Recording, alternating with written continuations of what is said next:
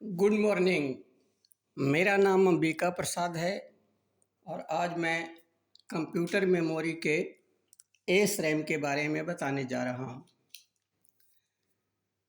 S RAM का full form static RAM है। यहाँ देखिए लिखा हुआ है। एस रैम का फुल फॉर्म स्टैटिक रैम है। यह मेमोरी न तो रैम की तरह वर्किंग स्पेस है जिस पर डाटा स्टोर किया जा सके और न ही रोम की तरह परमानेंट मेमोरी है जिस पर निर्माताओं द्वारा सूचना स्टोर करके दिया जाता है। एक्चुअली पहले हम बता चुके हैं कि मेमोरी दो प्रकार के होते हैं, रोम और रैम। तो रैम जो है उस पर हम वर्क करते हैं, इसीलिए उसको वर्किंग स्पेस कहते हैं, और रोम जो है उस पर हम काम नहीं करते हैं, बल्कि निर्माता कंपनी जो है उस पर कुछ इन्फॉर्मेशन स्टोर करके प्रोवाइड कराती है। तो यह जो है आपका जो एस रैम है वह कहने को तो रैम का एक भाग है, लेकिन न तो यह वर्किंग स्पेस है, मतलब हम इस पर काम नहीं कर सकते हैं, और इस पर कंपनी की तरफ से भी कोई डाटा स्टोर नहीं हो सकता है। इसीलिए इसे हम न तो रोम कह सकते हैं और न ही हम इसे रैम कह सकते हैं। बल्कि यह वह स्पेस है जिस पर अरिथमेटिकल अथवा लॉजिकल काम करते समय माइक्रो प्रोसेसर डेटा रखने का काम करता है। इसका मतलब हुआ कि जब हम काम करते हैं, जैसे हम मैथमेटिक्स बनाते हैं, तो 12, 8, 20, 20 के सुनना बाकी दो, तो दो जो है हासिल है उसको इस मेमोरी में, मतलब रैम मेमोरी में रखा जाता है। डेटा रखने का काम करता है। डेटा एवं इन्फॉर्मेशन को स्टोर करने के लिए डी रैम की तरह इसमें भी एलिमेंट्री सेल लगे रहते हैं जो इन्फॉर्मेशन को डिजिटल अथवा बाइनरी फॉर्म में स्टोर करता है। प्रत्येक एलिमेंट्री सेल मॉस टेक्नोलॉजी से बना हुआ एक सर्किट होता है। मॉस टेक्नोलॉजी का मतलब है मेटल ऑक्साइड सेमीकंडक्टर तकनीक से बना हुआ एक सर्किट होता है जो दो इन्वर्टर्स को क्रॉस कपलिंग करके या 6 ट्रांजिस्टर के संयोग से बनता है। इस विशिष्ट सर्किट को फ्लिप फ्लॉप कहा जाता है। यहाँ पर आप जो देख रहे हैं दो सर्किट है। एक सर्किट आपके सामने, ये जो ऊपर वाला है, ये दोनों इन्वर्टर है। ये दोनों इन्वर्टर है जिसमें इन्वर्टर के ये देखिए क्रॉस कपलिंग, एक का इनपुट और दूसरा का आउटपुट, एक का इनपुट इसका इनपुट और इसका आउटपुट को कनेक्ट किया गया है। उसी तरह से इसका आउटपुट और इसका इनपुट को आपस में कनेक्ट किया गया है। तो इस तरह का जो कनेक्शन होता है, एक इन्वर्टर का इनपुट और दूसरे इन्वर्टर का आउटपुट को जब कनेक्ट करते हैं तो इस तरह के कनेक्शन को हम क्रॉस कनेक्शन कहते हैं। तो यहाँ पर दो इन्वर्टर है, दोनों इन्वर्टर को क्रॉस कनेक्शन कर दिया है, और क्रॉस कनेक्शन करने के बाद ये जो है फ्लिप फ्लॉप इसका नाम हो जाता है। यह एस रैम इसी में डेटा एवं इन्फॉर्मेशन को होल्ड करता है। मतलब आपका जो एस रैम है उसमें जो एलिमेंट्री सेल है वो इसी तरह का होता है। आपने देखा था कि आपको जो डी रैम था उसमें जो एलिमेंट्री सेल था उसमें एक स्ट्रे कैपेसिटर था और एक ट्रांजिस्टर था। इसमें वैसी बात नहीं है, इसमें दो इन्वर्टर है।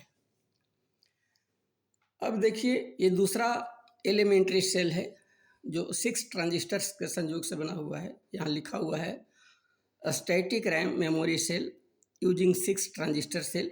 यहाँ पर 6 मॉसफेट हैं। ये ट्रांजिस्टर मतलब ये साधारण ट्रांजिस्टर नहीं है, जनरल ट्रांजिस्टर नहीं है। ये है आपका मॉसफेट। यहाँ T1 माने transistor number 1, transistor number 2, transistor number 3, transistor number 4, transistor number 5, transistor number 6। ये से 6 ट्रांजिस्टर हैं, सभी के सभी मॉसफेट हैं। मेटल ऑक्साइड सेमीकंडक्टर कहा जाता है इसको। इस 6 ट्रांजिस्टर को इस सर्किट के अनुसार जोड़ दिया जाता है और सर्किट में जब जुड़ जाता है तो इसमें जो 2 लाइन होते हैं, ये लाइन और ये लाइन, इसका नाम है 0 बिट लाइन और इसका नाम है 1 बिट लाइन। हम इसको ट्रू लाइन कह सकते हैं, इसको फॉल्स लाइन कह सकते हैं। जब फॉल्स लाइन का सिग्नल इसमें आएगा तो इस लाइन से जाएगा और ट्रू सिग्नल जब आएगा तो इसमें जाएगा। तो ये दोनों ऐसा हो या ऐसा हो। साधारण कंप्यूटर में ये वाला सर्किट होता है और जो महंगे कंप्यूटर होते हैं, अच्छे क्वालिटी के कंप्यूटर होते हैं, उसमें 6 ट्रांजिस्टर से बना हुआ ये वाला आपका एलिमेंट्री सेल लगा हुआ रहता है। तो उसको इन्वर्टर को क्रॉस कपलिंग करके रखता है, वो डाटा स्टोर करके रखता है। इसमें रीड राइट फैसिलिटी भी होता है। रीड राइट फैसिलिटी का मतलब है कि हम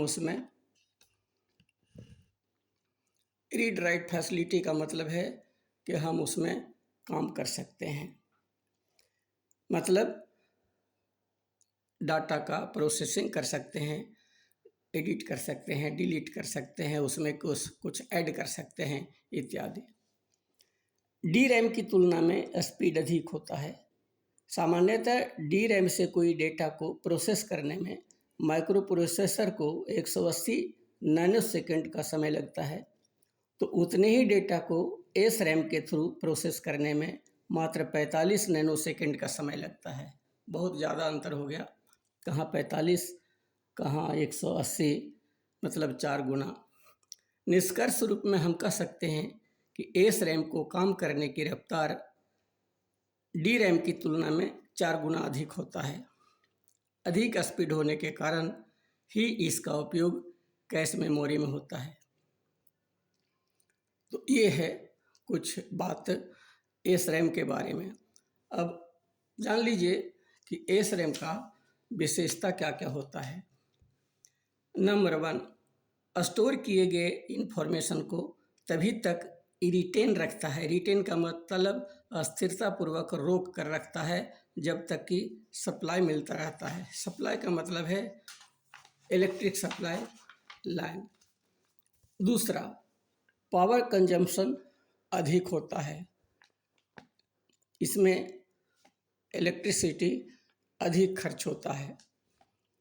इसमें कोई रिफ्रेशिंग सर्किट या रीजनरेटर सर्किट नहीं होता, बल्कि इसका सर्किट काफ़ी कॉम्प्लिकेटेड होता है, जिसके कारण डेटा अनस्टेबल नहीं हो पाता है, यह महंगा होता है।